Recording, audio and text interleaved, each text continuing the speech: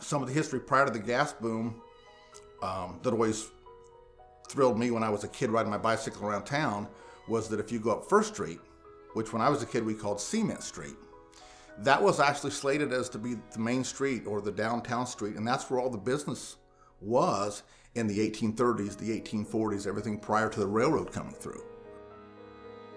To think that churches, schools, and all the businesses were a block away from where we see them today always thrilled me as a young kid.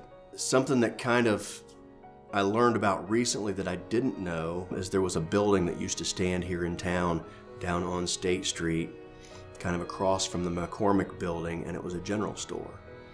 And I had no idea. It's all houses right there now, but evidently it was between two of the houses that sit down there. And I never knew the building existed until recently. One of the old timers was just telling me about it. And evidently they moved the entire building, and it now still stands in farmland. And I kind of thought that was a unique little thing that store that was here for so many years. They just kind of picked it up and moved it to a different community, and it's still, still thriving over there. So I thought that was kind of neat. From everything that I have researched, two of the things that I find amazing are how the town got its name and how the little creek that runs through our town got its name. Obviously, prior to settlement, this was all Native American land. So in this area, two large Native American settlements were located where the town of Ridgeville is today and where the town of Muncie is today. In between these two villages, in between these settlements, was a trading route or a trail.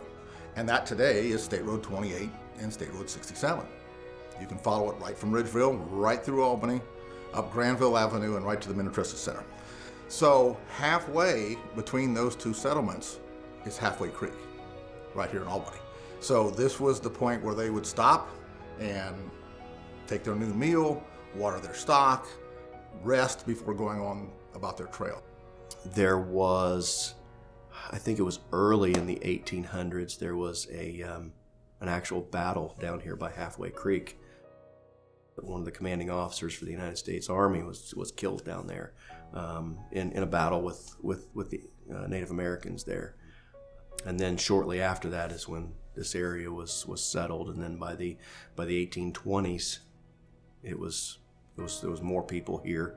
And then between the 1830s and 50s is when all the businesses started opening, and then it's kind of grown from there.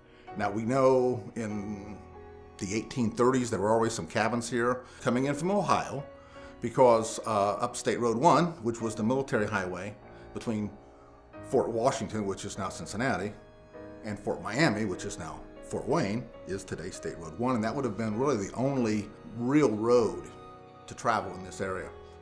So all the settlers coming into our area are coming from that Cincinnati, that Ohio area up State Road 1. The first group of settlers are from Upper New York, from the Albany, New York area.